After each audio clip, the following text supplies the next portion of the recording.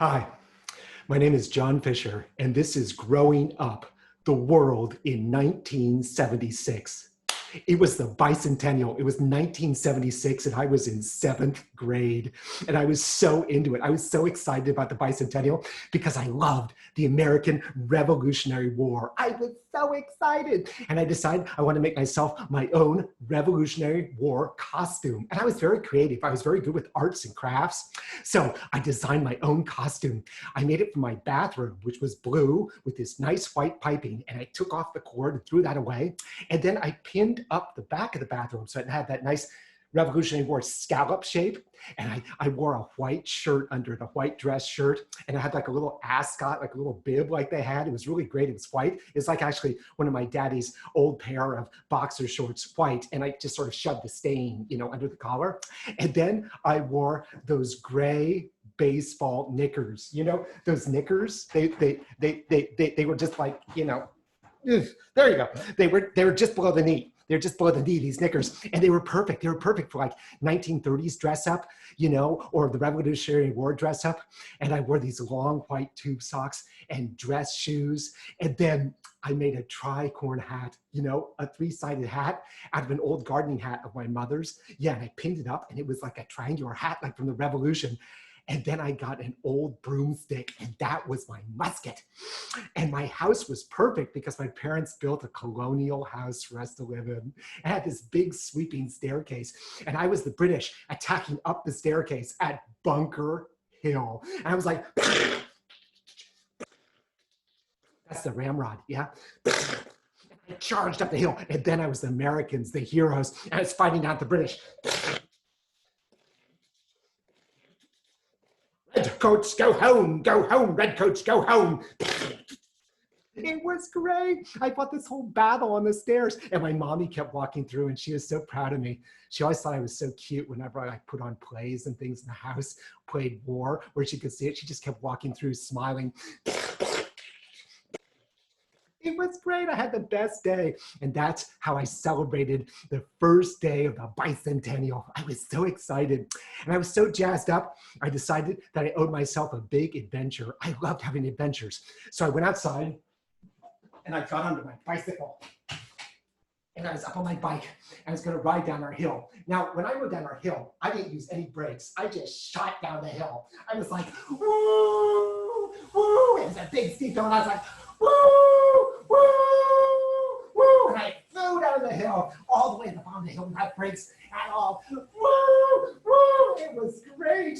And I found out later that Mrs. Summers, our neighbor who lived down the lane, she used to complain to my mother. She'd say, I don't think John's safe on that bike. He just flies down that hill. He just races right down that hill. And I think at the end of the hill, he goes right out into the street and the cars could hit him. You should stop him from racing down that hill. And my mother, with anybody that she didn't really like, she always had a big smile. Thank you. Oh, thank you. Oh, yes. I'll tell John. Yes, I will tell him that. Thank you. Thank you. And she told me, but she was very dismissive. Thank you. Thank you. And I realized Mrs. Summers wasn't concerned about my safety. She just hated that I rode down the hill with no brakes going, woo, woo, woo. So from then on, I would ride down the hill with no brakes. I'd go, you see, the psychology of adults, I was figuring it out. And I got to the end of the lane, and then I turned left on the Lagunitas Road. And I rode up the little mound that is Lagunitas Road, and then down the backside another hill. Woo, woo! And I passed my godmother's house, Aunt Aggie's on the right, and the tennis club on the left. And then I was on the dirt road out to the Phoenix Lake parking lot. And I wound along the creek that came down from Phoenix Lake. It was so exciting. It was hot, and I was steamed up, and I was excited. And then I got off my bike because, I wasn't one of those people who could ride up the hill to Phoenix Lake. I was really small for my age and scrawny, so I had to push my bike up the hill. It was hard. It was always hot. It was always hot up there. And I struggled up that hill all the way up to the top of the trail. But 2/3 of the way up, I saw a sight that inspired me. Off to the left was the dam, the Phoenix Lake Dam. It was massive, this big earth-filled dam. It was great. And right next to it was this rusty old spillway made of tin.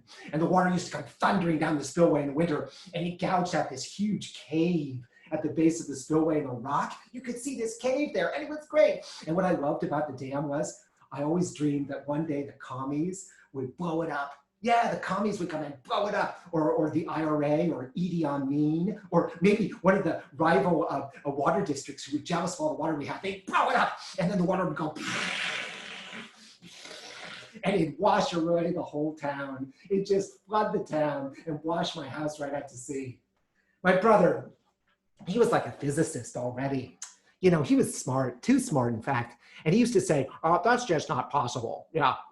I mean, if the water comes down, it's just going to raise the level of the creek. It's not going to wash the house away. He was useless in those situations. So I was like, no, it's not. The commies are going to blow it up, and then it's going to wash us away. The Russians are going to wash us out to sea. And she's like, no, that's not possible. Oh, God. I was so excited by that dam. I thought that dam was the greatest thing ever. It was so powerful, holding back all that water that could wash us away. So I was in 7th grade, and I was really into adventures. I lived for adventure. War adventure, or going up to the dam adventure, imagining how the town could be destroyed. It was so exciting for me. And it was great because I had plenty of time for adventure because I had almost no schoolwork. I had super easy chores and I got paid to do them. And there was nothing else in my life except time for adventure. Now, you're probably wondering, 7th grade is usually pretty intense. That's a pretty important year for a young man, for a kid, right? So why was I just like doing homework all the time? Well, I'll tell you something. I had a great beginning to my 7th grade because I was always smart. When I was in kindergarten all the way to 6th grade, I was a smart kid. I was always getting A's, once in a while an A-, but I was smart. I was the smart kid. I was a hard worker. And 7th grade was no different. I got in there and I worked really hard and I got good test scores and my quizzes were good. And I was feeling great about 7th grade. It was wonderful. It was going so well. And then I got my first report card. It was my first quarter report card in 7th grade. And I opened it up and it was almost all C's. Class after class after class, all the teachers had like given me C's. In achievement, in effort, in comportment, in discipline, it was like C's. One teacher hadn't done that, but the others had all given me C's. And I was horrified because I had no idea. I mean, I thought I was like this really good student and I thought I'd been doing like really well. And I was also horrified because I had to get my father to sign it. My daddy loved me. He like thought I was great. And I loved my daddy. I thought he was great too. And now he'd have to sign this horrible report card. I never brought anything like this home. So I went home and we ate dinner all around the table. My daddy in his suit, just home from work, tired. I felt like I was guilty. I felt like I was doing a bad thing unloading this on him. And I said, Daddy, can you sign my report card after dinner? And he said, oh, yeah, just bring it up to my dressing room while I get changed. He went upstairs to his dressing room and I went up those stairs to give him my report card to sign. And he was sitting on his changing chair. It was one of those fancy gentleman's changing chairs. He'd taken off his suit jacket and hung it on the back. And he was sitting there taking his shoes off. He was down below me for a change. It was weird. And I handed him the report card. And he took it out of the envelope. And he read page after page after page after page in silence. And then he looked up at me and he said, what happened? I said, I don't know. And then he stood up and he was towering over me and he looked down at me. He said, well, what are you going to do?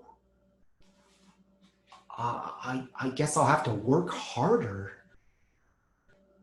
Yeah, you'll have to work a lot harder. Okay. Uh-huh. I mean, I couldn't figure it out. It was so weird. Here, my daddy was disillusioned with me, and I couldn't figure it out because I thought I was the star of the 7th grade. I did. In all my classes, I was a big star. From the first day of class, I sat at my desk, and I made all sorts of funny remarks that everybody laughed at. I thought even the teachers laughed at them, but everybody seemed to enjoy them. And the teacher would come in and say, like, "Good morning, class," and I'd say, "What's good about it?" Everybody would laugh. And then the teacher would say, "Let's take out our textbooks," and I'd say, "Why don't we take out our book texts?" I mean, it wasn't all that funny, but the class loved it. They loved somebody who made wiseacre remarks. They loved it. I was the star of the class. But apparently I wasn't. I wasn't the star. In the view of most of the teachers, I was the class clown. They all said it in the reports except for one teacher. Had they all gotten together in the teacher lounge and conspired to teach me a lesson? It was horrible. I couldn't figure it out. And now my father was disillusioned with me. And he said, "John, I read all these reports and they all say the exact same thing. They say you're disorganized, they say you're unfocused, and they say that you're a wiseacre. You're not disciplined in class." "Yeah, I know. Okay. Well, I'll work on them. I'll work on all those things. I will." But it didn't make any sense because I was organized. I was so organized. I went to Thrifty and I bought the organizer. It was a special binder from '76, the organizer, and it got your life organized. I love being organized. And I was so focused. I did all my assignments. I turned them all in on time. They got good scores. But I guess I was kind of a wiseacre. And that's what it was all about. They were going to use my achievement and my effort grades to tell me to stop fooling around. I had to figure it out. So I went back to school on Monday morning and I was determined to figure out each teacher, to make them each happy, every one of them. I went to my first period class, which was with Mr. B, and it was history, and it was my favorite class. And I thought Mr. B loved me. I could have sworn he laughed at everything I said. But I thought, no, I'm not going to do that anymore. I'm not going to shout stuff out. I'm just going to work on my work. And so when we drew maps, which I love to do, I just focused on the map to make it as detailed as possible. And when we read, I just read. And when we were asked a question, I would raise my hand and only answer correctly, not say something silly. And I was really focused for that day. And afterwards, I walked up to Mr. B kind of shyly because I wanted to make sure he still liked me.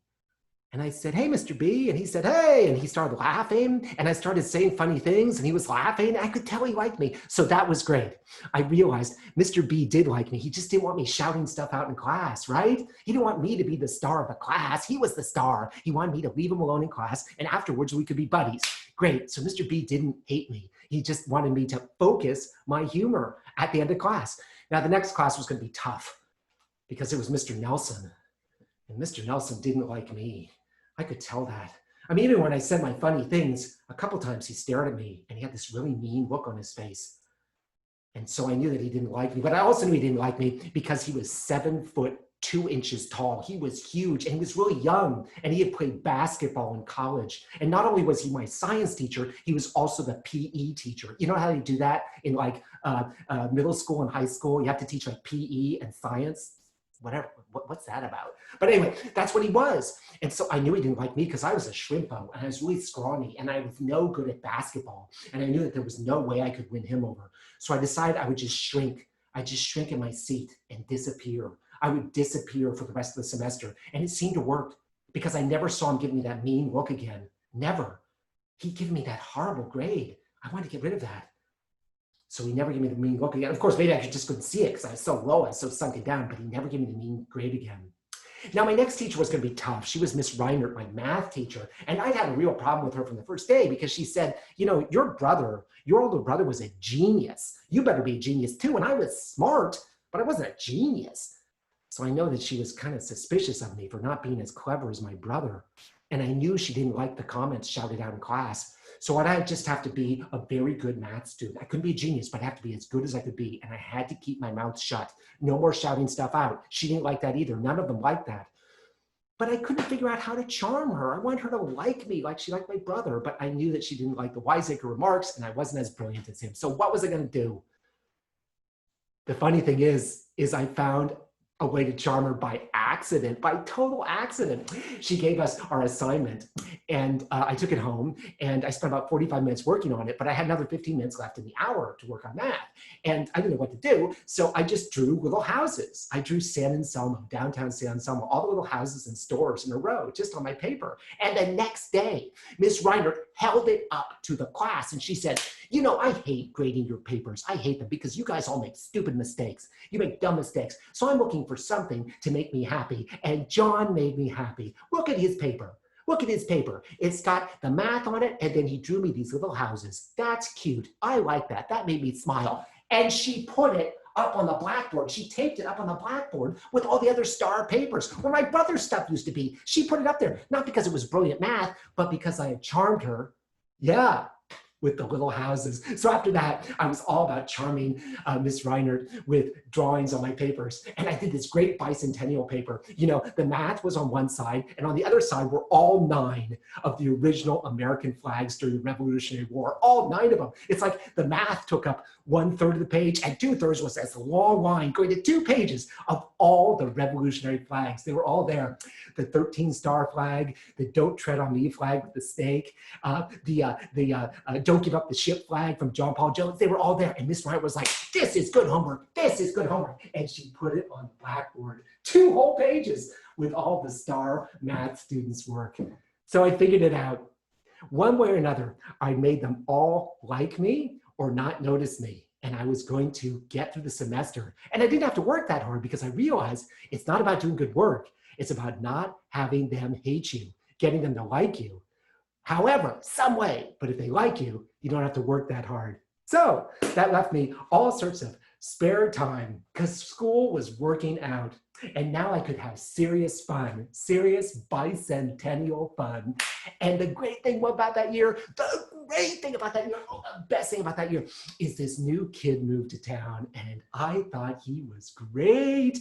His name was Eric Goodfield. He had the best name, perfect name, Goodfield. He was that. That was a great name for him because for me, he wasn't just a good field, he was a great field. I loved Eric. Eric was so much fun. And his father was a psychiatrist. I never even knew that people could be psychiatrists. I didn't know that was a possibility. Everybody I knew, their fathers were attorneys. My father was an attorney. I didn't know he could be a psychiatrist, and he was so cool. He looked like Sigmund Freud. He had this beard, this really great beard, except he wasn't like Sigmund Freud because he had long black hair and back, very 1970s. He looked like Sylvester Stallone in one of the movies that Sylvester Stallone directed when he didn't really worry about how he looked, so he just let everything grow. He looked like Sylvester Stallone in those movies. He was so cool, and he wore a black leather jacket. How cool is that? And Eric's mom was Ginny, but it wasn't really his mom. It was his father's second wife. Yeah, it was his stepmom. Yeah, and she was like 10 years older than Eric, so she was more like a big sister, and she was so nice. She wasn't at all like a wicked stepmother. I loved them. They were so cool. They were into all sorts of cool things. And Eric was so much fun. He was so obnoxious. He would run around like pantsing people and giving people snuggies, you know, where you grab their underwear and you give them a big wedgie right at the crack, like really hard, and then you run away laughing. He was so obnoxious in class. He was so always in trouble. So he picked up where I left off. He would make these obnoxious comments, and that was great because I didn't have to make them, but they were really funny. And he was always in trouble with the teachers, always, because he was so obnoxious. I loved Eric. I didn't feel any like attraction for him. It wasn't like that. I just thought he was fun, and he became my best friend. Now, Eric was always in trouble, but he was never in bad trouble. He wasn't like one of those people. He wasn't like an evil, bad kid. There was a kid like that, a real bully. Yeah, his name was Endel Vanderhate. Yeah. Endel Vanderhate. He was like Dutch or something, and he was mean. He used to come up to you and he'd just like punch you in the face. I was like, what? You can't punch me in the face. But he was like, and I was like, and he would just punch me in the face. And one time I was eating a submarine sandwich I was all excited about. It was full of salami, and he just grabbed it and started eating it. He was mean. But I never hated Endel.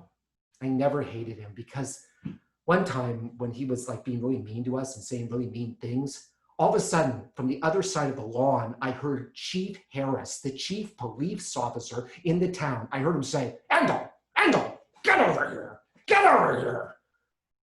And Endel suddenly stopped yelling at us. He dropped his head and he walked over to talk to Chief Harris. And Chief Harris said, you leave those kids alone, Endel. You leave them alone. And I have another question for you, Endel. What happened to that tractor at the construction site, huh? About half the time I saw Endel, I also saw Chief Harris or the other cop, and they'd be like, Endel, get over here. Sometimes they'd just drive by, roll down the window, lean out and say, Endel, come over here.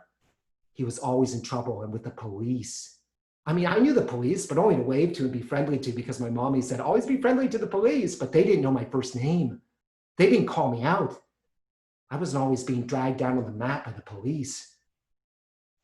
So I never hated on Endel because I felt sorry for him.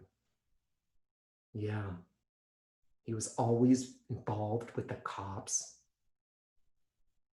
Well, I loved Eric. And the thing I was so impressed with Eric was he was obnoxious to everybody, but he could always turn it off for my mother. That was very important. You had to turn it off for my mother. You couldn't be crazy with my mother. But he had this weird thing. He was very respectful of my mother and always very nice to her, but he would always like lose his balance around her. He'd always be like talking to her and like losing his balance. It was weird. It was like he was so nervous he couldn't stand straight. And my mother would say, hi, Eric, how are you? And he'd be like, I'm fine, Mrs. Fisher. Thanks. Thanks for dinner, Mrs. Fisher. I really like your cooking. Well, that's so sweet, Eric. Thank you for saying that. Yeah, you're a good cook, Mrs. Fisher. Yeah. Yeah. He was always like weird and nervous and losing his balance around my mom. But she loved that. She liked my friends who were fun. That's what she said. If they were respectful to her, but crazy, she said, I like Eric. He's fun. That meant they were crazy, but they were respectful. And that was a good combination for her because her son was kind of crazy and respectful too.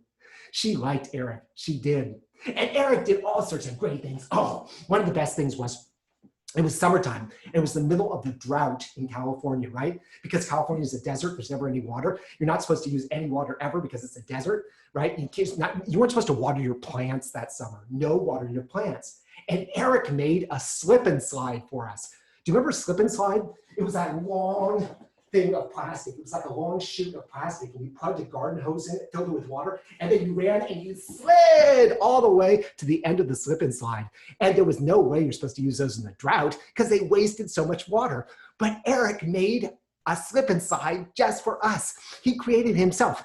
We went to this private school that was in our town. It was this really nice private school, and we hated private school kids. We hated them. And we went onto the campus, and they had this really steep lawn. It was like really long and steep. And Eric put tarps lined up on the lawn, 30 feet of tarps going down the lawn. And then he got the school's hose, turned on the school's water, put it at the top of the tarps. And then we ran and had our own homemade slip and slide in the middle of the drought. And we're like, woo! And we even went farther than the 30 feet because the water kept rolling down all the way to the roadway. And we would like get off the tarps and keep going on the wet water. And it was like, and another 20 feet. It was the best slip and slide ever. And, you know, we never even got busted. That's a great thing. Eric rarely got busted by anybody. And it was great because 3 weeks later, we saw the lawn and it was all green except for this strip where the slip and slide Eric had made had been. And that was all brown. And we felt phooey on the private school kids. Isn't that wicked? I loved it though. It was a slip and slide in the middle of the drought. We're the only people who had one of those. The other thing Eric loved to do was he never wanted to walk to the next town, San Anselmo. He never wanted to walk to San Anselmo on the roadways. He thought that was boring. He always insisted that we walk to San Anselmo in the creek bed and pretend that we were at Guadalcanal on the bed of the creek. Now, that's not all that exciting, but what we discovered we could do was spy into other people's backyards because everybody who had a property that went to the creek had no idea that the creek was full of kids spying on them. And it was amazing what we saw. We saw the craziest things.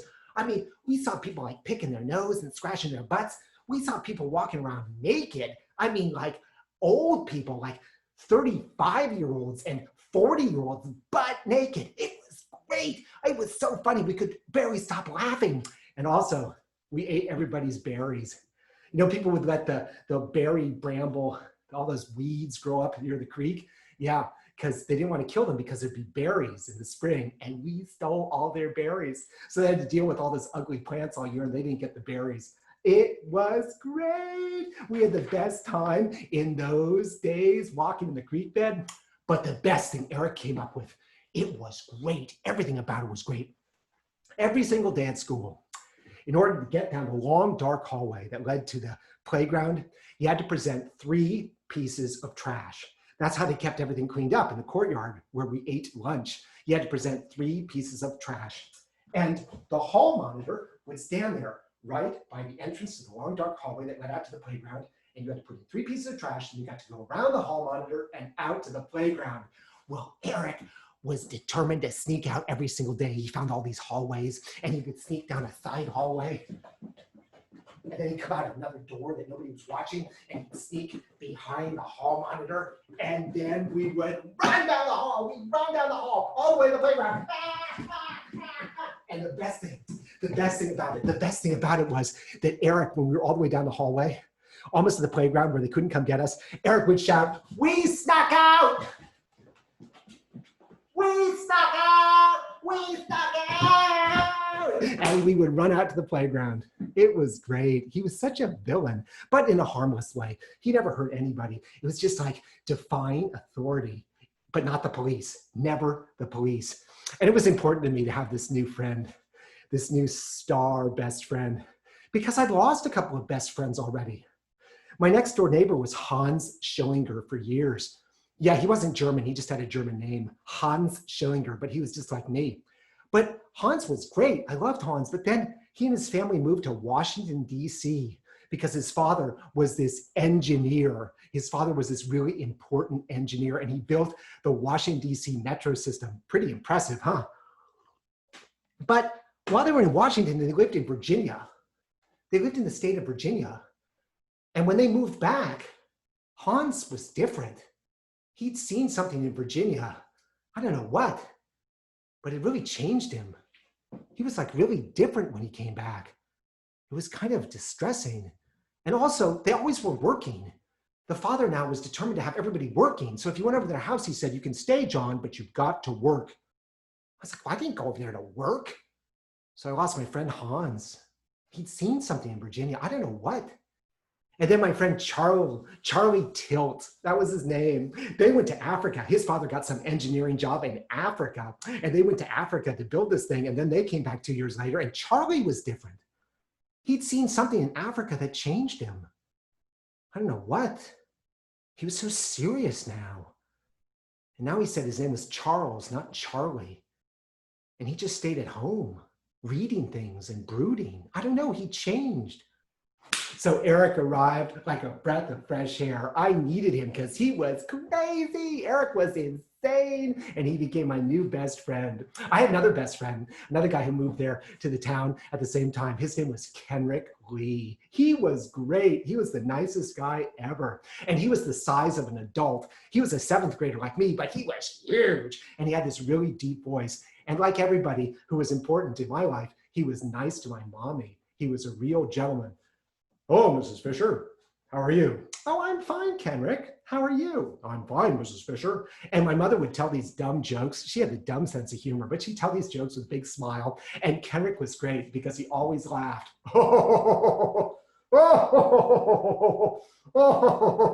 And my mother would say, "I like Kenrick. Yeah, he's fun." And Kenrick was wonderful because he was so tall. Everybody thought he was like my much older brother. And we would go out to dinner and we'd get served, and he knew how to pay a tip. And everybody thought he was like an adult. So he was totally cool to hang out with. So Kenrick and Eric, yeah, both nice to my mommy and both really good guys. Now, my parents once took us on a trip to a little lake, and their friends, the Wastes, had a house on this little lake up near Tahoe. And they asked me if I wanted to invite somebody, so I invited Eric. And it was great. This house was wonderful. And the lake had all these little boats on it, and it was a really cool place to be. And Mrs. Waste, who was so nice, she was like my mother. She was so nice. She said, "Hi, boys. Now, the family is on the first floor, and you guys can have any room you want on the second floor. Go and find a room that you want." And we ran up the stairs. We ran all the way up the stairs and went into every single room trying to find the best. But they all had spiders in them. I mean, there were like webs everywhere in the corners of the ceilings and spiders in the webs. I mean, I know it's the country, but I didn't, spiders, I was afraid the spiders were gonna come and bite me.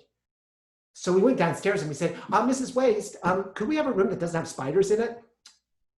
Who raised me? How obnoxious. Couldn't I get a broom and take care of the spiders? I had to go ask that obnoxious question. Well, Mrs. Waste was so nice. She thought for a minute. She said, you know what? You could have the room in the attic. The attic's been converted into a bedroom. Why don't you guys go up there and you can have the attic? And she told us how to get up there. And it was great because we went up to the second floor and we pulled this rope down from the ceiling and this big staircase came down. And then we went up the staircase and we pulled the rope up. It was like a drawbridge, like nobody could come up there with us. And we tied off the rope and the room was incredible. She was right. It was the best room in the house. She was absolutely right. I loved it. And there were no spiders, none. And Eric had a bed and I had a bed. It was the middle of the day, but we lay on our beds and we felt like kings, just laying on our beds, staring up at the ceiling. And then I realized there was something black hanging upside down from the ceiling. It was a bat. There were no spiders in this room, but there was a bat hanging from the ceiling. I thought, oh my God, that's a bat. And Eric was looking at it going, yeah, it is. I thought, of course there's no spiders in this room. The bat eats them. And Eric's like, okay, what are we gonna do? And I said, well, we can't ask for another room. That was obnoxious. I wonder if Mrs. Waste knew the bat was there. No way, she wouldn't want a bat sucking our blood. So Eric said, well, don't worry about it. Let's just go have fun and we'll think about it later. So we did, we had a great time. We were running around outside, running around, and then we had dinner and we were full of food and we played some games. It was great, we had the best time. And then we went up to our bedroom and it was dark and the bat was still there. And we knew that bats flew around at night. And we got into our beds.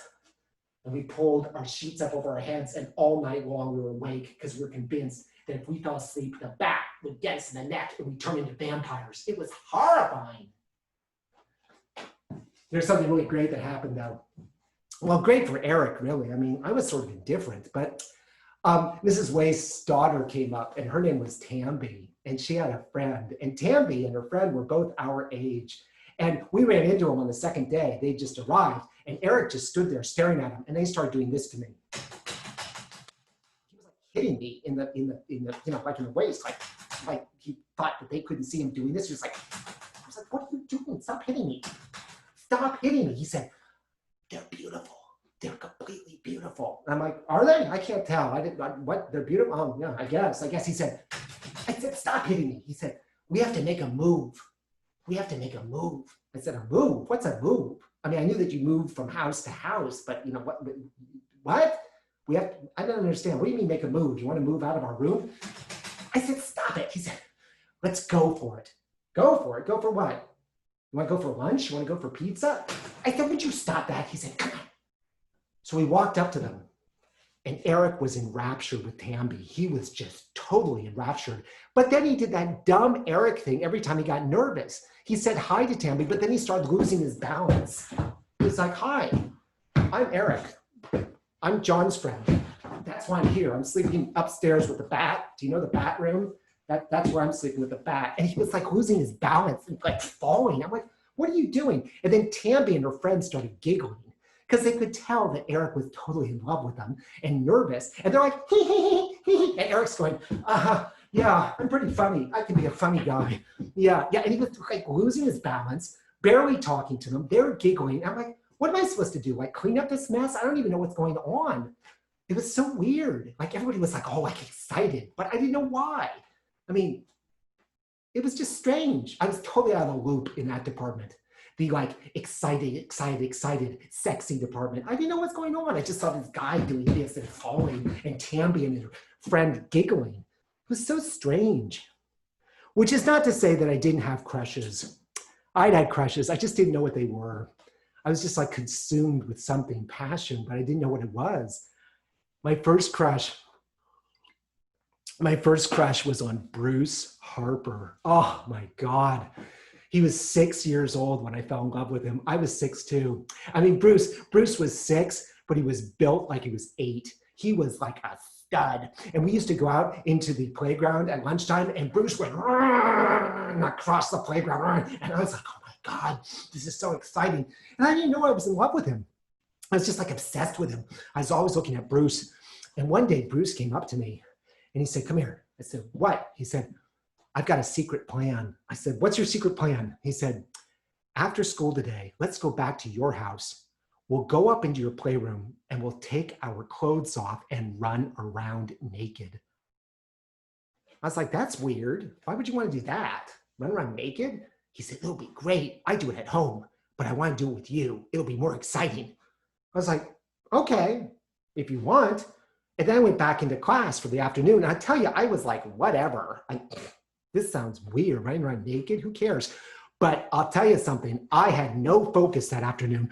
All through all my classes, I could not concentrate because all I could think was, I'm going to be running around naked with Bruce in 2 hours, in 1 hour, in half an hour, in 15 minutes, in 5 minutes. And then the bell rang and I realized it's Bruce time. And I went outside in front of the school and there was Bruce waiting for me. And we looked at each other and then we ran all the way to my house. We just ran. We tore up my lane, that steep lane. And we went inside to the family room. And my mother was there with my little brother and she gave us cookies and milk as a snack. Best mommy ever. And then we went upstairs into the playroom, which is at the opposite end of the house on a different floor from the family room where my mother was. And we locked the door and we took our clothes off and we ran around naked. It was great. We were just running around naked.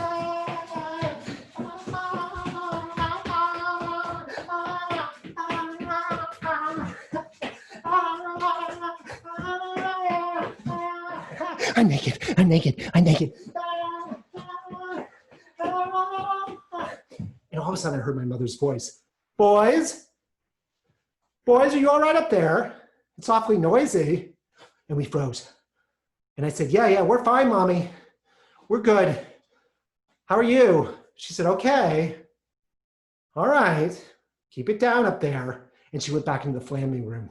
And then we ran around naked. Yeah. Wah. I'm naked. And then my mother came up and I heard her take 2 steps on the staircase. She was walking up the stairs loudly and she stopped. Boys, don't make me come up there. All right. It's too noisy. Keep it down or I'm going to come up. And I said, okay, Mommy. And then she went back down the stairs and we ran around naked for work.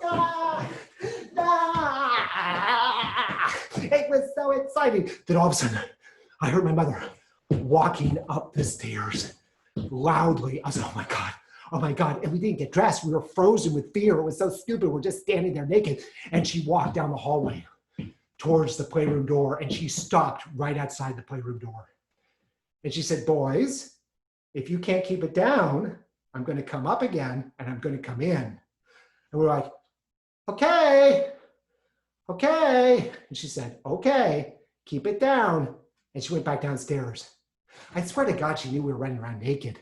Yeah, I don't think she cared. It was just noisy, right? That's always the problem. It's too noisy. But she was like, I'm going to come in there if you can't keep it down. It was great. It was the best afternoon ever. I mean, we didn't do anything. We were just like running around naked, naked. I mean, we had no idea what to do with anything. Not yet. Not for a long time, but it was wonderful. And Bruce, a week later, said, hey, I want you to come over to my house this afternoon. I said, why? He said, I want to run around naked some more. I said, okay. I was excited and I went over and somehow he got rid of his mother. His mother was nowhere in sight. And it was such a great afternoon because we took our clothes off. And before we could start running around, we saw that Speed Racer was on TV. And I love Speed Racer. I thought he was the cutest cartoon ever. I thought he was the cutest human ever, even though he was a cartoon.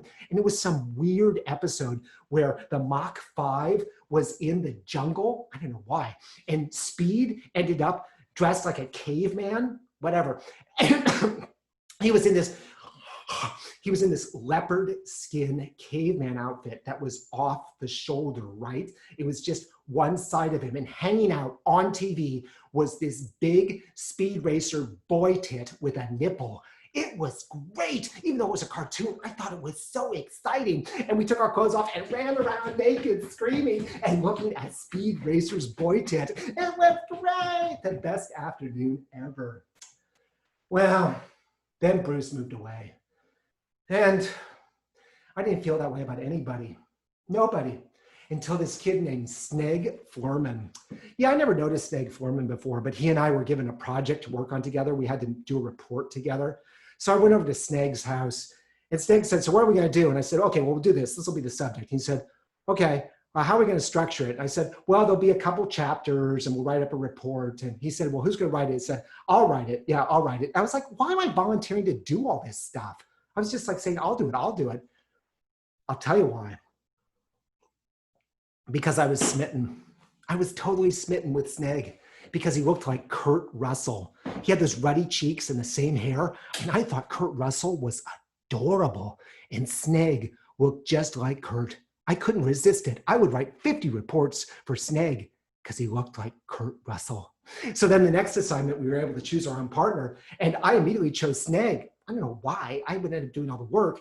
And he let me. And that one, we had to build the diorama. So I said, okay, we're going to do a project about dams. It's about how dams can collapse and flood away towns. And we built this whole dam model, and I wrote up the report. I did all the work.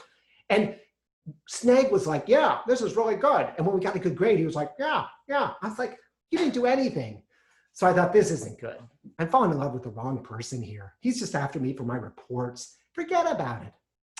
And then a weird thing happened because this kid was really handsome and a big athlete and head of the school's TV station, John Day, invited me for a sleepover. I was like, out of nowhere, John Day invited me to come over and have a sleepover with him. So I went, and we had a great time because John Day's father was a doctor, so he was rich. He had all this money, and he spent it on his kids. And John Day had all these little race cars, and we played race cars, electronic race cars. It was so much fun. We watched a lot of TV, and then we got into this huge bed where John slept every night. And I was laying there in bed, and I was all like tired because we had such a good time. And John started shimmering over. He shimmied over next to me in the bed. And he leaned over and he said, I'm going to whisper to you what I want to do. And he whispered in my ear what he wanted to do with me. What? What? You want to do that? What? That's where I eat my food. That's what I kiss my mommy with. What? What? You can't do that. But no, I couldn't believe what he was suggesting.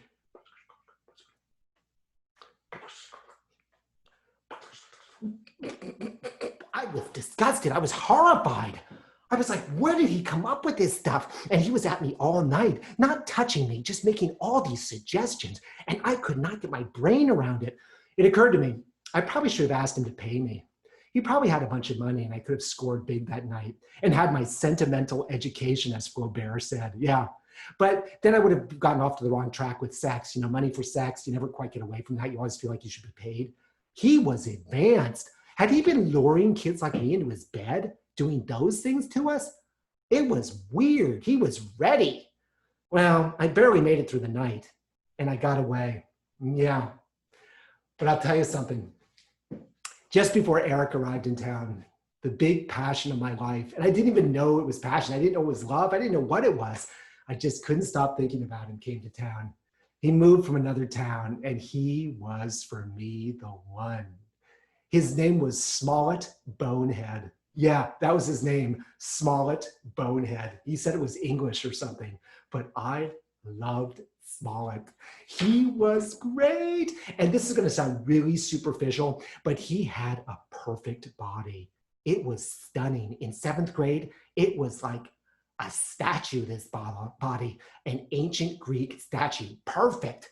And he had an adorable face, and he was really smart and inquisitive and really, really bright. And most important, he laughed at everything I said. Everything I said, he laughed at. He laughed and laughed and laughed. He thought I was so witty. That's very important. He laughed at everything I said. And he used to tell his father every single thing I said. And his father said to me, you know, I'm not going to call you John. I'm not going to call you Fisher. I'm going to call you Fisher Says, because that's all I ever hear from Smollett. Fisher says this. Fisher says that. Fisher says this. I'm gonna call you Fisher Says. And that's what he called me, Fisher Says. I bugged him, yeah. But Smollett was the one for me. He was incredible. And we started hanging out and we had a good time. But Smollett kind of done me wrong because it kind of went south at one point. I mean, one time I was over there and Smollett suggested the thing I loved most in the world, the thing I discovered. Smollett said, hey, do you want to go skinny dipping? Oh my God, yeah, that'd be great. I love getting naked with other guys. I didn't want to do anything, or I didn't know how to do anything, but I wanted to get naked with them. And he was like, yeah, let's go skinny dipping. So nobody else was at his house. So I got into the pool and he was in the pool and both swimming around in our bathing suits. And then all of a sudden I realized that Smollett was out of the pool and out of his bathing suit and running around the pool, all around me, butt naked. And I was like,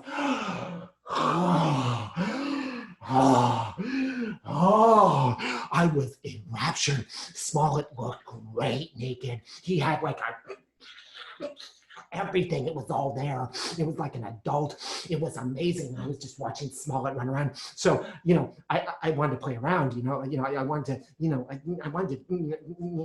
to, join him. So I took off my swimsuit, but I stayed in the water because, I didn't want to be seen. I was so scrawny and I just sort of swam in the water. Yeah, I was just sort of swimming in the water and trying to hide from everything. And Smollett was running around.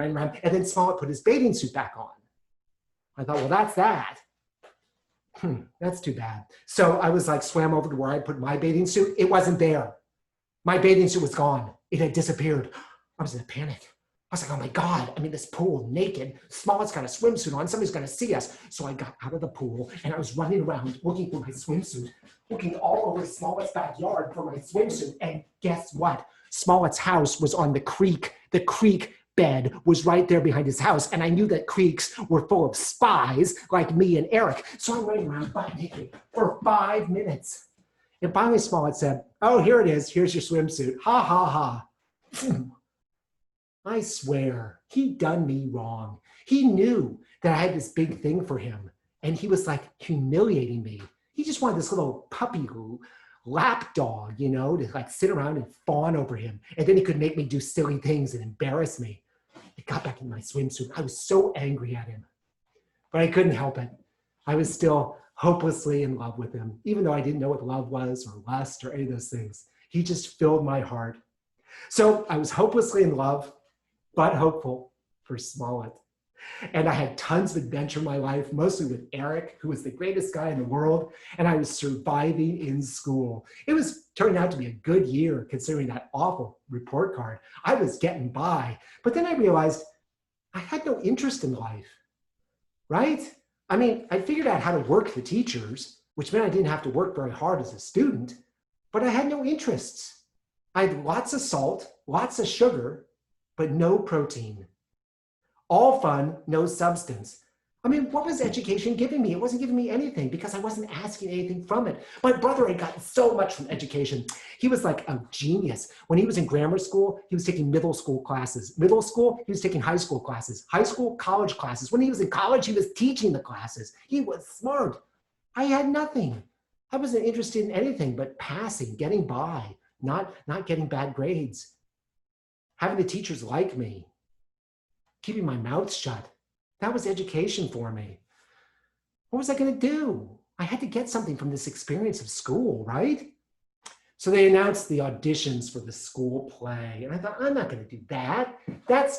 I get too nervous doing things like that. I'm too nervous to perform. But then I remembered that 2 years before, when I was in 5th grade, and I was just like a super shrimpo, they had taken me into the multi-purpose room, my whole class. And I hated the multi-purpose room. I hated it because it was this huge room that had an indoor basketball court in it. And that's where I was totally embarrassed all the time because Mr. Nelson, the huge 7'2" science teacher, PE teacher, he always made us play basketball. And there were the shirts and the skins. And I always ended up a skin. And I was totally scrawny and tiny. And people would like crash into me and the girls would laugh at me. I hated the multi-purpose room. I hated being a skin. Ugh. And then there was this kitchen over on one side of the multi-purpose room. And that's where on Wednesdays, they served these awful hot dogs and potato chips. They were terrible. I think they were trying to give the mothers a break, but they were awful. And then on the other wall, there was like this elevated area and there was this blue curtain. I don't know what went on there, but I didn't like the multi-purpose room. So in 5th grade, when they let us all into the multi-purpose room, I was like, forget it. I don't want, whatever's gonna happen, I don't want to see it. And I sat down and we faced the blue curtain. And after about 5 minutes, the blue curtain opened up, and there in front of us for the next hour and a half was the musical Lil Abner. Lil Abner, this great musical. I was agog. I couldn't believe how good this was. First of all, they had this female chorus, all these 8th grade girls, and they had like these really skimpy tops, like these like fluttery halter tops, and these really sleazy little dresses, because they were all like Ozark Hicks, right? They're all like hillbillies, and you could see their midsections and all their legs. I was like, what? They don't let anybody dress like this, but because it was on stage, it was okay. And that's what I learned. If it happens on stage, you can do anything. All the things you're not supposed to do, kiss people, shoot people, it's okay because it's on stage. And the girls had this great chorus. It was my favorite song. They sang, put them back the way they was. Oh, put them back the way they was. It was great, I loved it. But the best part was Lil Abner and all the other boys in the show were these 8th grade boys. And they all wore overalls, but they only clipped one clip. The other clip hung down. So they were like Speed Racer in the jungle. They had an exposed, big, fat boy tit with a big pink nipple in the middle of it. I couldn't believe it. I was so excited. I just sort of sat there like wanting to do this the whole time. Oh my God, there was boy tit all over the stage. It was the most incredible thing ever. And I thought, musical theater, this is incredible. There's all this flesh up there. There's all these people doing these obnoxious things. There are all these songs and dances. It's really tuneful and great. I was like, yay. Oh my God. And then somebody told me, you don't see nothing because what you see up on that stage, yeah, in the dressing room, you get to see more of it. I thought, oh my God, I've got to be in a musical. So the musical that they were auditioning for in my 7th grade year was Bye Bye Birdie. And I thought, I'm going to go for it. I'm going to audition because I saw the movie and I loved it. And I thought I should be Albert Peterson, the lead. So I learned his big song and I got ready for auditions. I once heard a poem that goes, a rose is a rose is a rose, but I don't agree. Take it from me.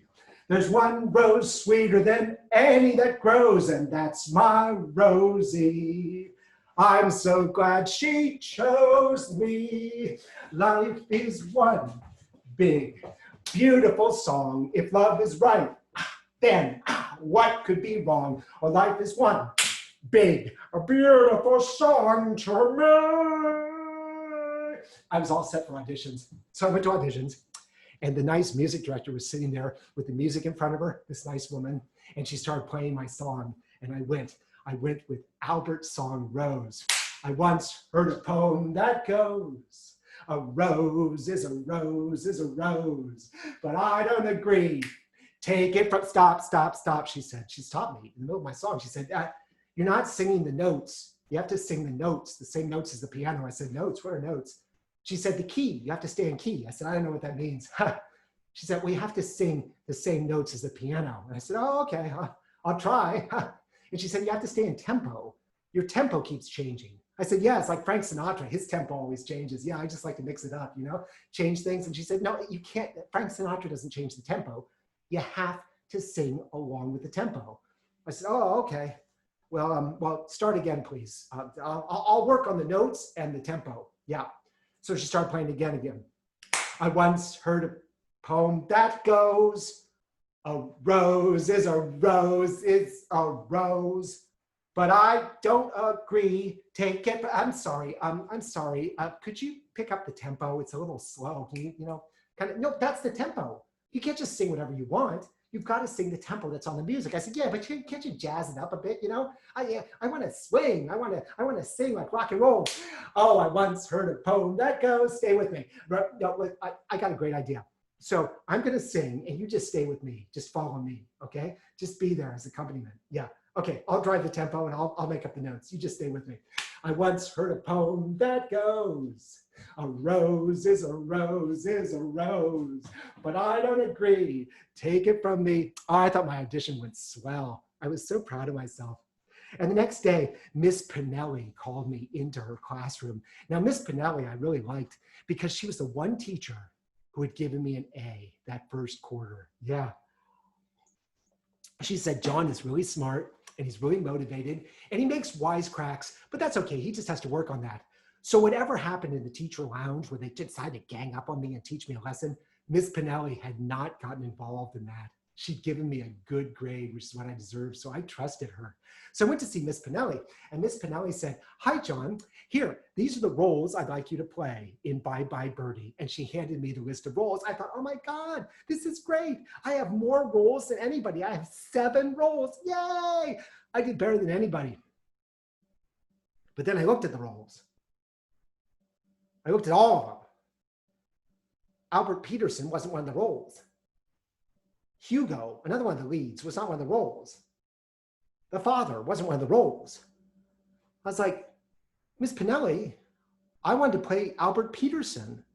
And she said, oh, no, you're too young to play Albert Peterson. No, that's for an older actor. I said, yeah, but my friend Kenrick is playing the father and he's my age. And she said, well, Kenrick's tall. I said, but I'd be a great Albert Peterson. She said, no, I think you should play those roles. I think you'll be really good in those roles, John, really good. I said, but what is this called, having all these roles? What is that called? She said, it's called being in the chorus. I said, chorus? I didn't know what that meant, but I could tell it was a bad word. It was an obscenity. I was like, chorus? I could just tell the way she said it. It wasn't what I wanted. She said, yeah, you'll be in the chorus. Come on, John. You've never been in a play before. You're inexperienced. This way you'll get experience and you'll have fun. And the next time you'll get a bigger role, okay?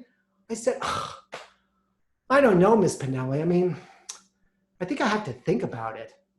Think about it? Who the hell was I? What was I gonna do? Go home and talk to my agent, my attorney? It's ridiculous, I had to think about it. Yeah, I have to think about it. Can I tell you about it on Monday?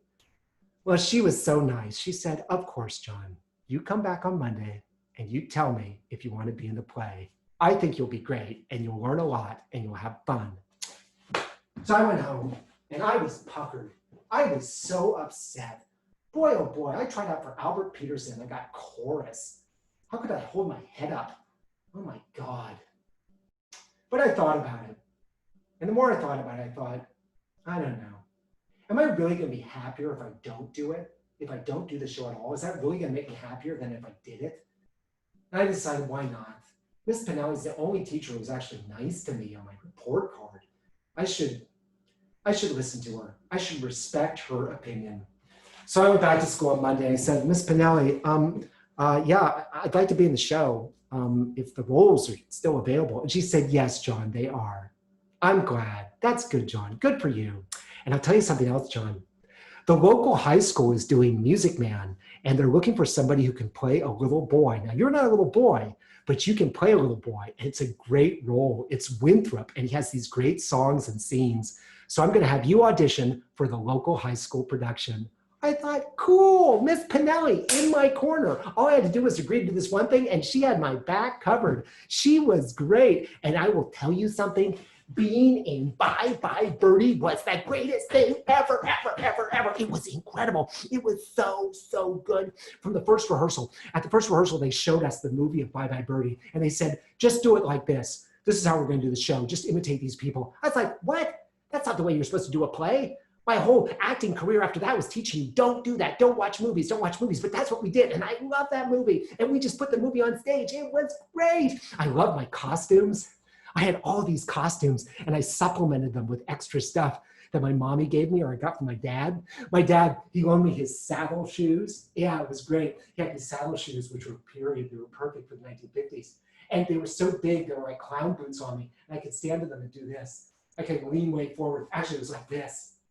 Yeah, in my daddy's saddle shoes because they were like skis in front of me.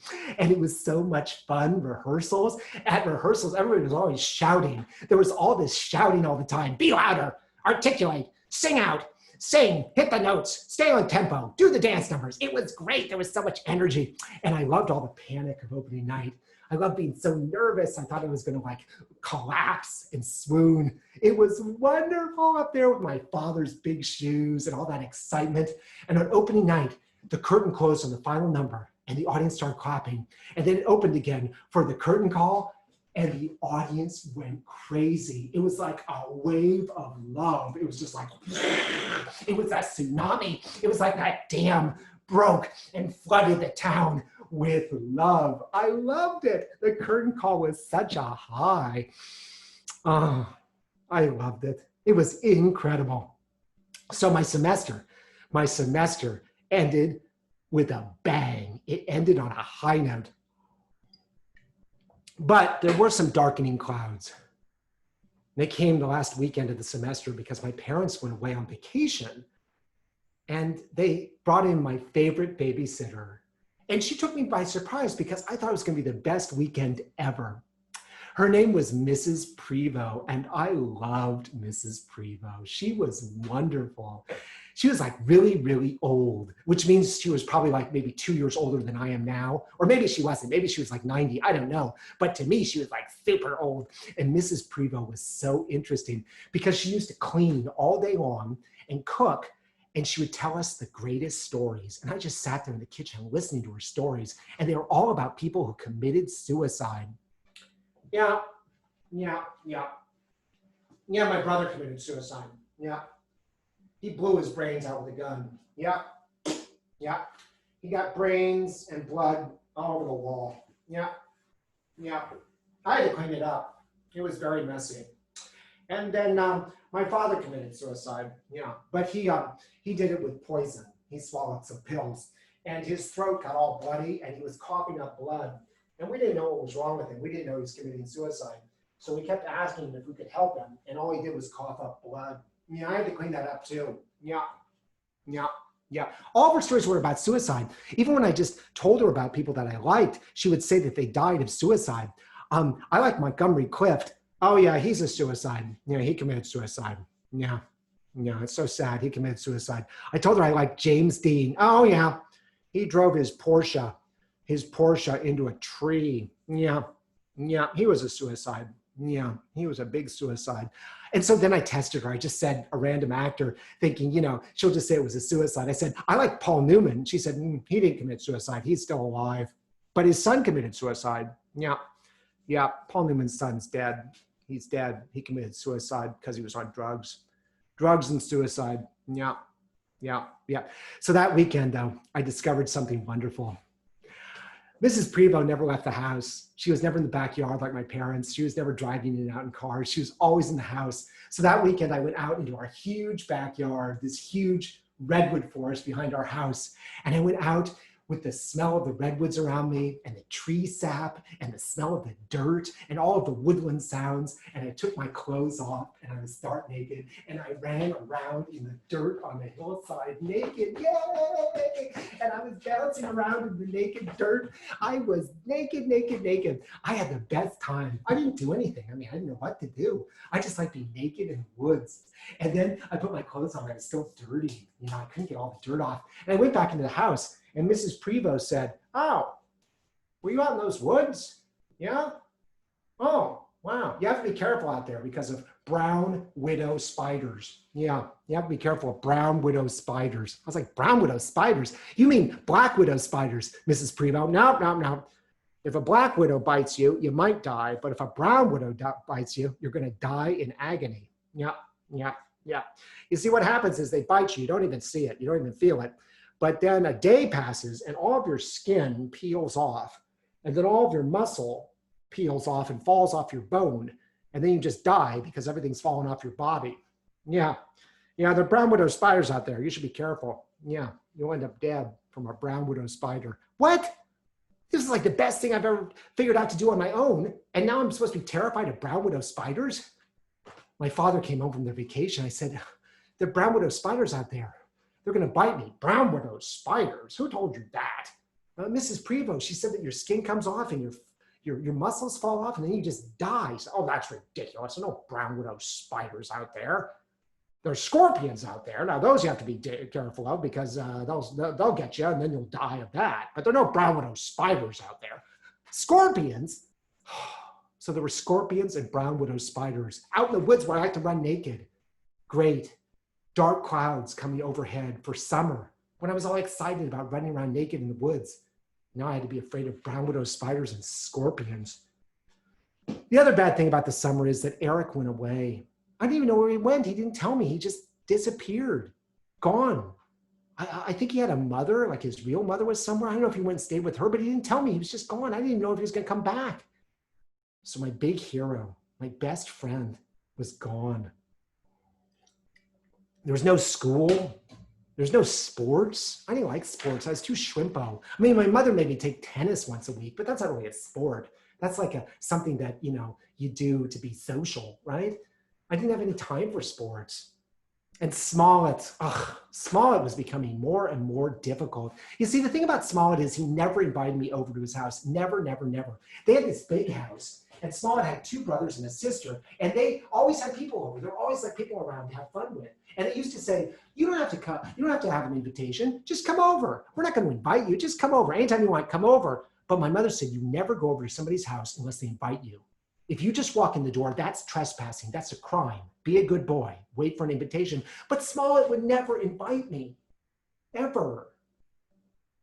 So I figured out I should invite him over to my house, So I said, Smollett, you want to come over to my house? And he said, no, I don't want to go to your house. The lane is too long. It's hard to get up to your house. And there's not much to do up at your house. There's just your mother and your little brother. No, I'm going to stay down here. So I couldn't go to his place and he wouldn't come to mine. And I waited all summer for him to call me. I stood and stared at the phone. It was so sad. I used to pray. I wasn't religious at all, but I would pray to God that Smollett would call me because I felt so much for him. But he never did, not once. So I went to see Charlie Tilt, like my old best friend from a long time ago, but he was still really serious. He was now Charles. And he was like political. People said that about him. Oh, he's really political. I said, what does that mean? He's going to run for president? I didn't know what that meant. He'd seen something in Africa. It had changed him. And I didn't want to hang out with Hans because if you went over to Hans's house, you just had to work. I didn't want to work. You had to build like a chicken coop and fix the roof. His father said, you can stay here, but you got to work. I said, what are you going to pay me? I didn't want to work. So I had no friends. But one day, Hans came over to my house. He said, hey, why don't you come over? I said, okay, do I have to work? He said, no, I want you to see my sister. I've got a new baby sister. I said, no, you don't. He said, yeah, she arrived today. Come see her. I said, you don't have a baby sister. And we were walking down to his house. I said, your mother wasn't pregnant. I know she wasn't pregnant. He said, no, you got to see her. So he took me into the house, into his parents' bedroom, and laying in the middle of the bed was a little 2-year-old girl sleeping. I was like, wow, where did she come from? And Hans said, we adopted her. She's adopted. I was like, I'd heard about adopted kids, but I never met one. I'd never seen one. I was like, wow, she's great. Man, she's really beautiful. Hey, that's great. Where'd she come from? And Hans said she came from Vietnam. I said, Vietnam? He said, yeah, she's a refugee from the war. I thought, cool. I was really into wars in Vietnam. I was like, wow, she came from Vietnam. That is so cool. And Hans was like, yeah, she's my new sister, Lon. That was her name, Lon. And I ran home to tell my mommy. I said, I just saw Lon, Hans's new sister. My mom said, oh yeah, how is Lon? Was she really pretty? I said, oh, she was beautiful. She's like 2 and she was sleeping on the bed. It was so sweet. I was so happy to see her. My mom said, yeah. And I said, she's from Vietnam. She's a war refugee. And my mother said, yes, I knew that. But it's kind of a sad story. I said, why? I said, well, they were going to adopt another little baby from Vietnam. And that little baby was flying over to the United States on a big transport aircraft. And the plane crashed. The aircraft crashed in the jungle. And the first little baby that they were going to adopt was killed in the plane crash. That's so sad, yeah. So the adoption agency called up the Schillingers and they said, we have another little baby. Do you want another little baby girl? Same age. And they said yes. So they adopted Lon. That's such a nice story, Mom. And my mother said, well, it is and it isn't. Because Lon was on that plane too. Yeah. She was on that plane when it crashed, but she didn't die. And she lay out in a field in the jungle for 2 days, surrounded by dead bodies before they found her. Wow. Yeah. Mom, why would somebody's mommy put them up for adoption? I mean, why would Lon's mommy not keep her? Didn't she love her? Oh, I'm sure she loved Lon, but, well, Lon's daddy was an African-American soldier in the US Army. And when the US Army pulled out, he came back to the US and he left Lon and her mommy behind. And Lon's mommy decided that she couldn't raise Lon in Vietnam because the Vietnamese wouldn't like this little girl who was half Vietnamese and half African-American. That's so sad. Well, it worked out, didn't it? Now she gets to live with the Schillingers and they'll love her a lot. That's the sweetest story. And I ran down to Hans's house and I said, can I look at Lon? And he said, yeah. And we were standing there at the door looking at Lon. I said, I know about the plane crash. He said, yeah, sad. I said, does Lon have nightmares? He said, yeah, she has bad nightmares. But she wakes up and she doesn't remember anything. So hopefully one day she'll forget him. That is so great.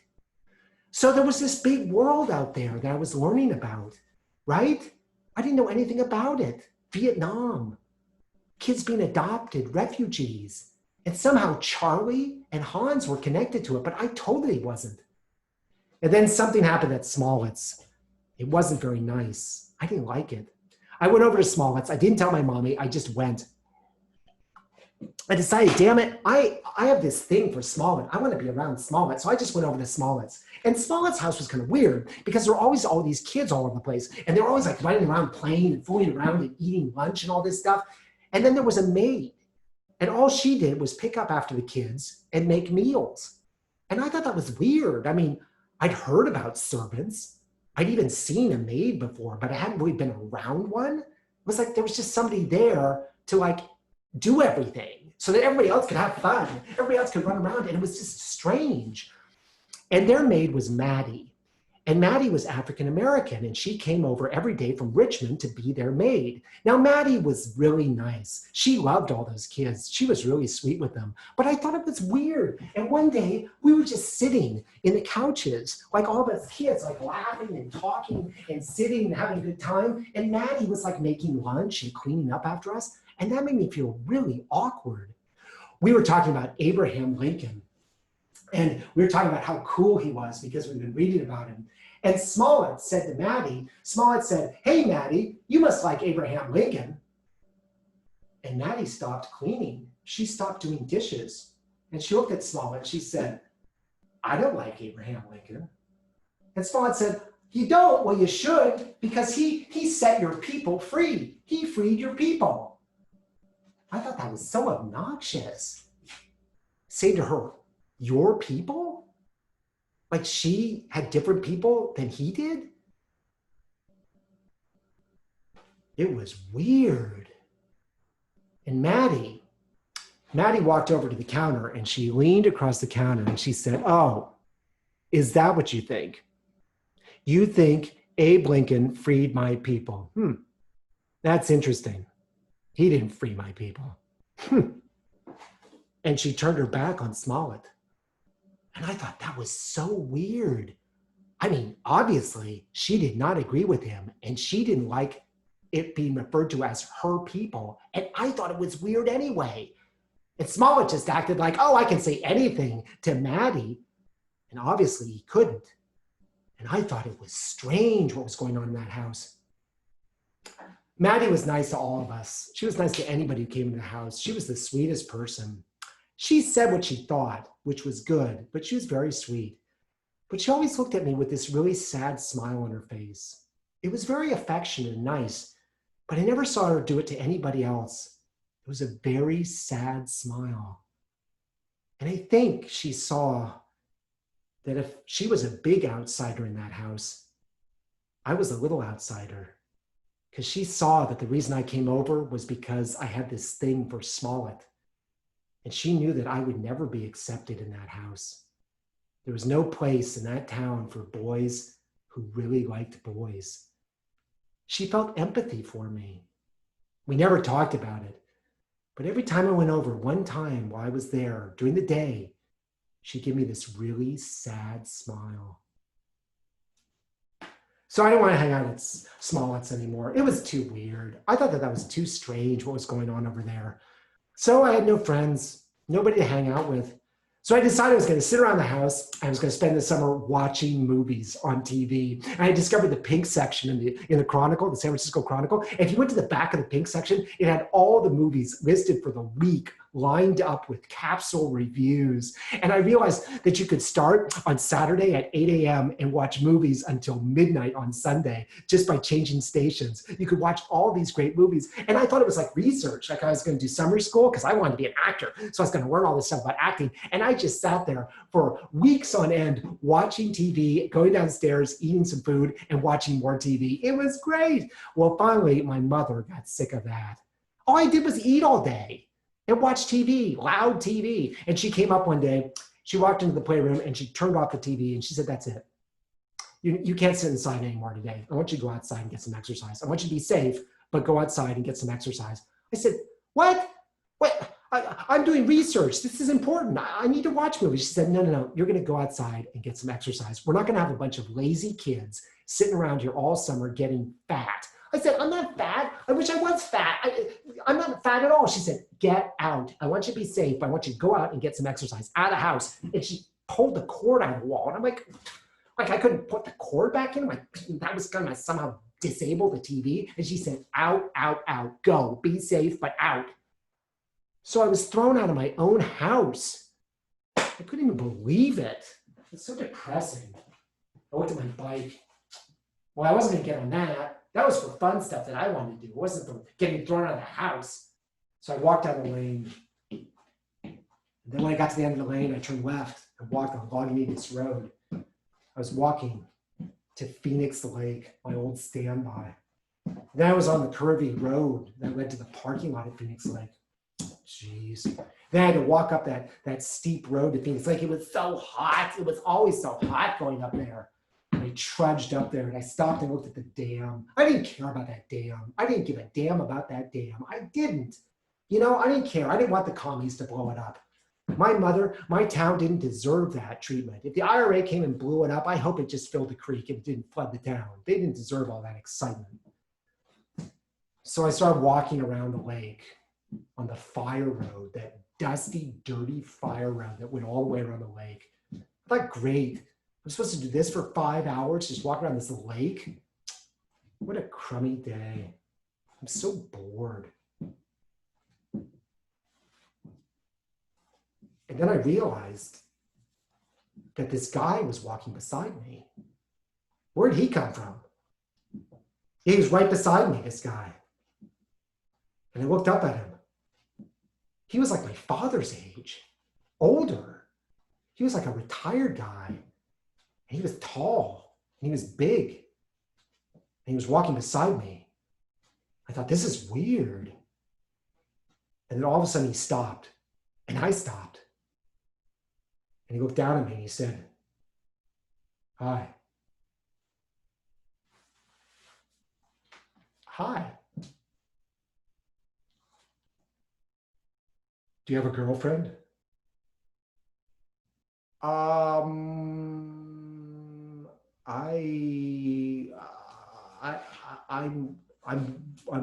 working on getting one.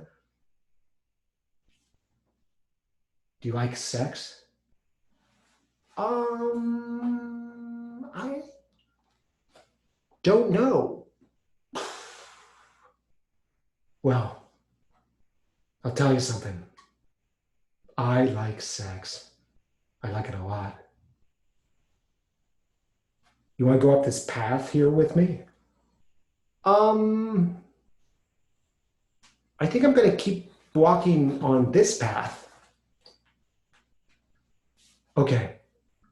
If you change your mind, I'll be right up that path. You'll see me. And he walked up the path. And I started walking. I thought, oh my God, what's going on? That was scary. I knew something bad was happening. Oh my God. I didn't know what to do. I mean, I was walking, I was frozen, I was so afraid. And then I thought, oh my God, he's following me. He must be behind me. And I froze. I thought, I can't turn around and look, he'll see me. So I started walking again. I said, I can't walk too fast because he'll see me. He'll be like a shark. If you move too fast, if you show your fear, he'll bite me. I thought, oh my God, what am I going to do? I have to find out if he's behind me. I have to find out if he's between me and the parking lot where there are other people. I have to find out. So I turned around really quick. He wasn't there. So I started walking back towards the dam. I was got to get out of there. I had to get out of there. And then I saw that path. The path was in front of me. He could come out of that path at any moment. Until I got past that path, he would be between me and the parking lot. I'd never get out of here. He would stop me. So I was walking by the path. He was at the path. I didn't want to look. I didn't want to look because it was right. I'd see him. I was walking. And I got by the path. And then I started jogging. And then I started running. Oh my God. Was he behind me? I was running as fast as I could. And I got to the dam. And then I ran down the lane that went up to the dam, all the way down. And then finally, I could see the cars through the trees. I was running for the cars because I knew if I got to the cars, there'd be other people. And then I was at the cars. I made it. And then I started walking on the dirt road that led back to the town. God, that was weird. I was so scared. That was freaky. I was terrified. And then the cars started leaving. All the cars were leaving the parking lot. I don't know why, but all the cars were driving past me. I thought, okay, I got cars beside me. Good. As long as people can see me, I'm fine. And I was almost off the dirt road. Then all of a sudden, there he was standing in front of me, right there. How did he get there? Did he run through the woods? I didn't see him pass me. How did he get in front of me? And he looked down at me and he said, I had to get my car out. I had to move my car out because they're going to lock the parking lot. Okay. So I'm going to go back in. Do you want to go back in with me? Go back up to the lake?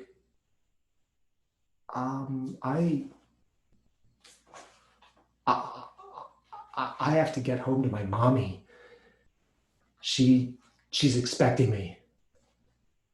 Okay. What we talked about earlier, you won't tell anybody about that, will you?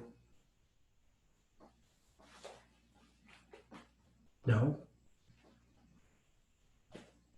Just between us. Yeah.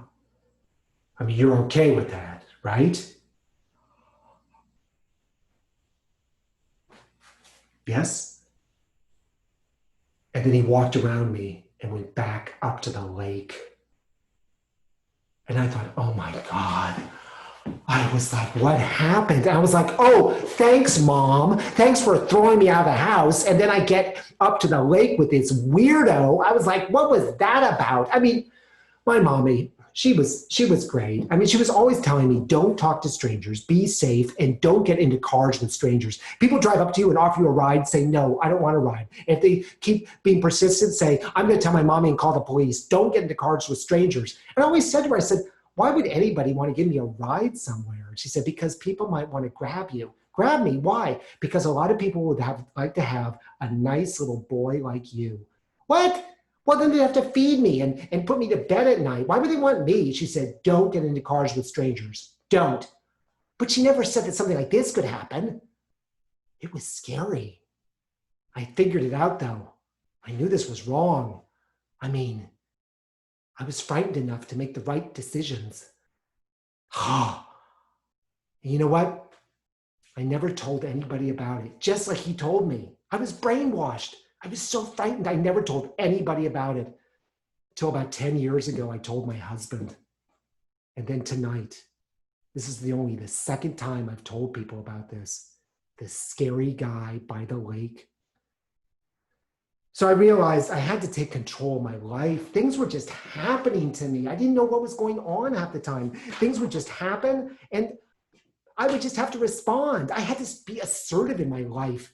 Yes, I was going to take charge. I was going to be active. I wasn't going to sit around. I wasn't going to let just things happen to me. Fortunately, Eric came back before the summer ended. He came right back to me. He never told me where he went. I never knew, but he came back and I was so happy. But Eric wasn't. He was sullen. He was different. Something had happened. I don't know what, but he wasn't himself. And then one Friday night, my mommy said, hey, would you like me to drive you over to the Sequoia Theater in Mill Valley? You guys can go see that new movie that's opening tonight. It's a big deal, that movie. And I was like, yeah, come on, Eric, let's go. And she drove us over to the Sequoia Theater. And we arrived 2 hours early because it was going to sell out. And we were the first 2 people in the line. And then she went and bought us hamburgers and fries and milkshakes. And we sat there on the sidewalk eating our food and French fries and milkshakes and burgers. It was great. But Eric was so sullen. He was like not Eric anymore. He was just quiet, one-word answers. I felt sad for him. But then when we went inside, we got 2 great seats in the middle of the audience, and then the movie started, and Eric loved it. He loved it. He was so excited through the whole movie because it was Jaws, and Eric was rooting for the shark. He wanted the shark to eat people, and every time the shark ate somebody, everybody else would scream, and Eric would be like, yay, yay, yay, yay, go shark, go great white, go great white. It was great. And when the shark bit that guy in 2, and his leg came down and bounced off the seafloor, Eric was like, yay. Yay! And when the shark ate Robert Shaw, Eric was like, yay! And when the shark ate the little kid, yay! Eric loved it. The only thing that he was disappointed about, he was laughing at all the deaths. He laughed and laughed and laughed. People were staring at us, but I loved it. It was Eric. Eric was back. But the only thing he was disappointed about was at the very end, when Chief Brody shot the shark and the shark exploded. And Eric was like, but there's one more guy. Why didn't the shark get to eat Chief Brody? He was disappointed because he thought the person who he was cheering for was going to win, and it wasn't. It was just a shark, and it blew up. But Eric had the best time, and Eric was back. I had my best friend back, and he was himself again. Big, obnoxious Eric. So as we went into the new semester, I would need to assert myself in school. I couldn't just be trying to like avoid the teachers and not get in trouble. I had to assert myself. I had to find subjects I was interested in and really commit to them and throw myself into them and have fun learning. I knew that. Fortunately, I discovered girls. Yeah, not to date. I didn't want to date girls. I didn't want to date girls. But I wanted to be friends with them because girls were cool. They weren't all macho and trying to show off. They just like to have fun. And my favorite girlfriend, not girlfriend, but girl, empty space friend, yeah, was Keela Deal. I loved her. I loved her name. Yeah, her name was totally phony. Yeah, it was a combination of her parents' names. Her father was Ken and her mother was Sheila. They put them together and she became Keela Deal. And she was great. We used to gossip about stuff all the time. We gossiped about stupid stuff. I mean, just the dumbest stuff ever. It was like, I was like, oh, Keela, come here. I saw Mr. Nelson go into the bathroom. Oh my God, he went into the bathroom? Yeah, he was in there for 2 minutes. Oh my God. We gossiped about stupid things, but it was fun. I loved Keela.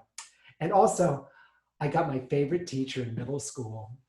My 8th grade teacher who taught English was Miss Paraka. And she was great. She was so beautiful. She was 24, just out of college. And she taught me creative writing. She taught me how to write a story. And she loved my stories. She would laugh and laugh at my stories, and she would tape them onto the blackboard so everybody could see. And it wasn't like my math class where they just had little houses on them. She loved my stories. She taped them up there. And my final story was supposed to be 8 pages long. And when I turned it in, it was 20 pages and it wasn't finished. And Miss Paraka said, John, this is a novel. You can't finish this. You have to start over again, write an 8-page story. I said, no, I'll finish it. I'll finish it in 2 pages, 2 pages. And it was about a nuclear reactor that melts down. Yeah, because the communists in league with the IRA melted down and all of California gets radiation sickness and dies. And I finished it up in 2 pages. And she put the whole story on the blackboard, all 22 pages. I love Miss Paraka. She was a real inspiration.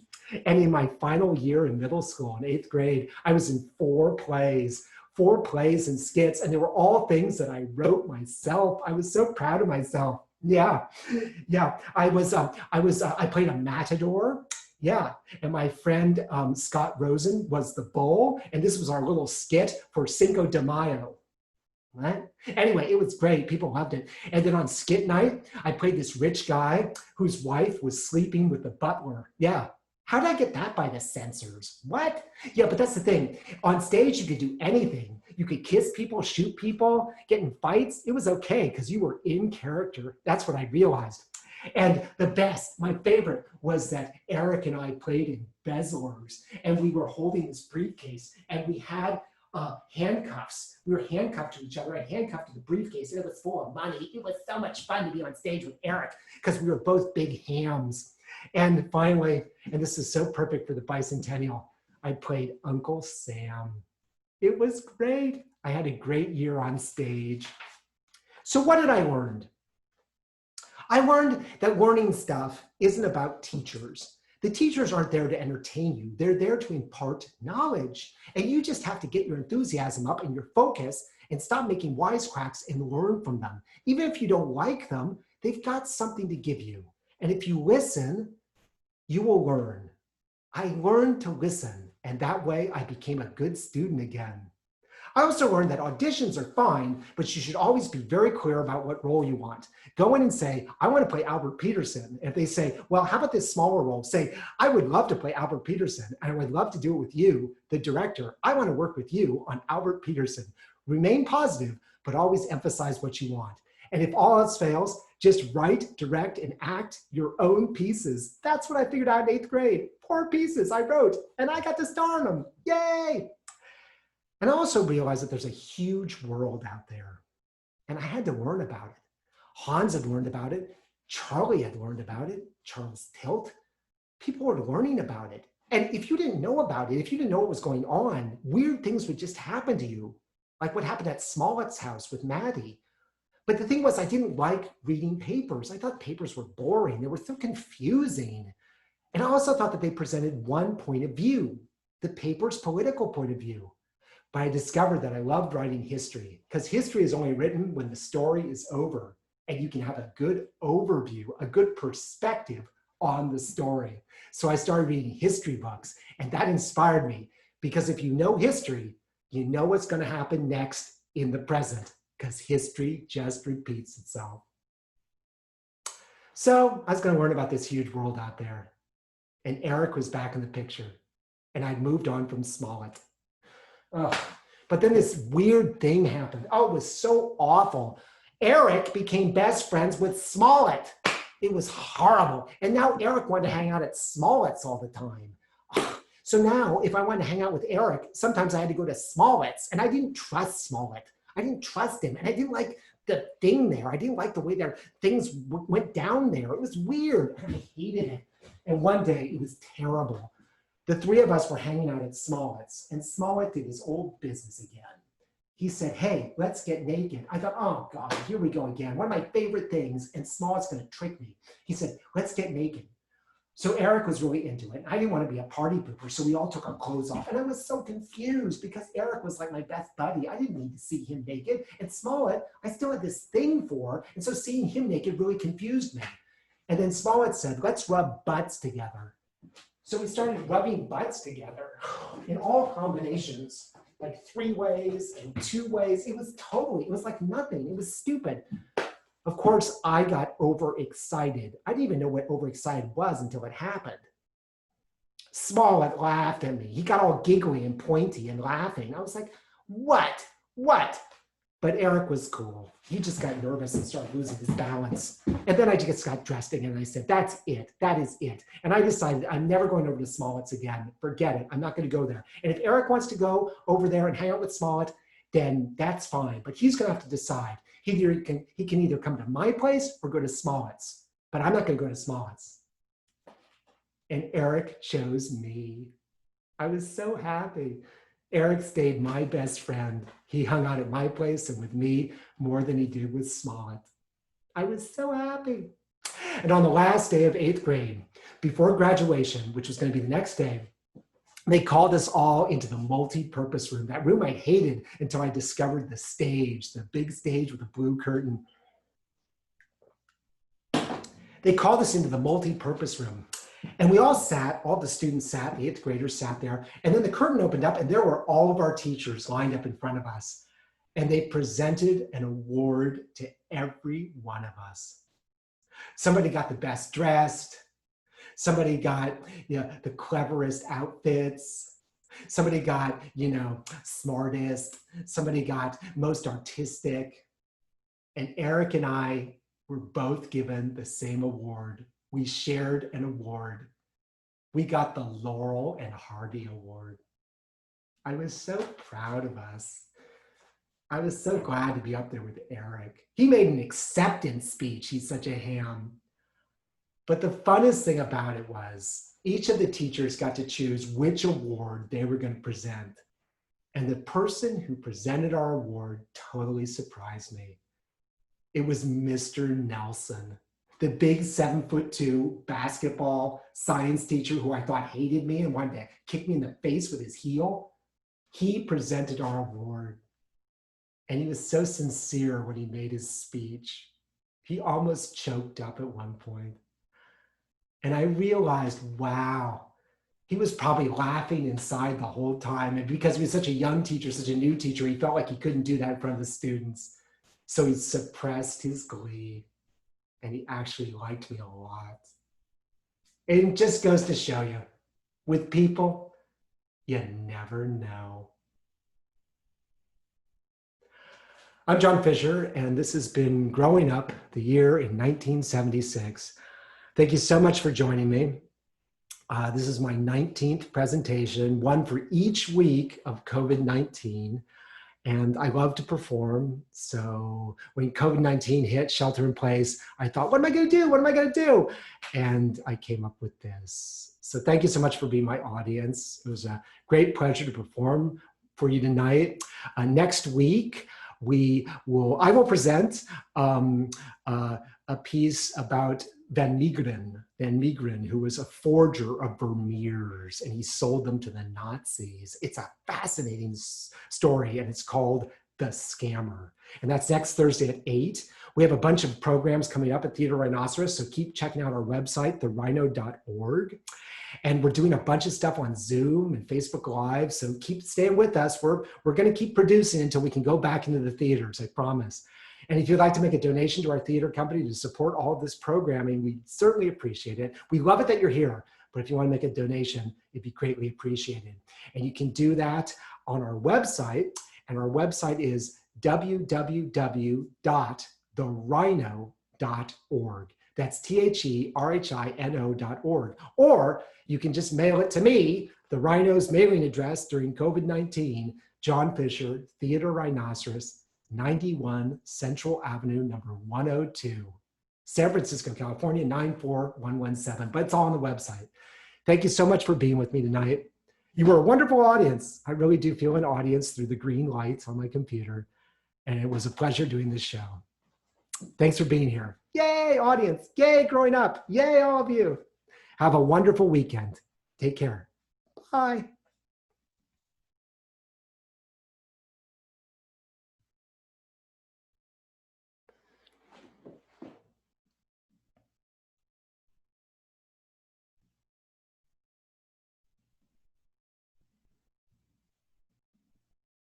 Oh, there it is. Yes, there it is. There it is. There's all of our stuff. Epic Party Theater. Yes. Yes. So there's our donate.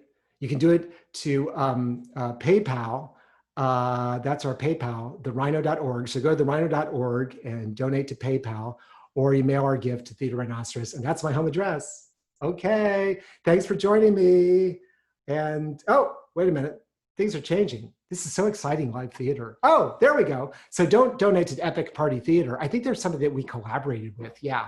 Yeah. Oh, there we go. Yes, here it comes. Oh, there we go. Oh, that's it. Yeah. So PayPal at therhino.org. Yeah, PayPal, or you can just send it to my home address. And actually, my zip code has too many ones in it. It's 94117, not 111. But that's all right. They'll figure it out. I have a great postman. He's a good guy. Thanks so much for joining me. We're going to sign off. Okay, Joe, can I sign off?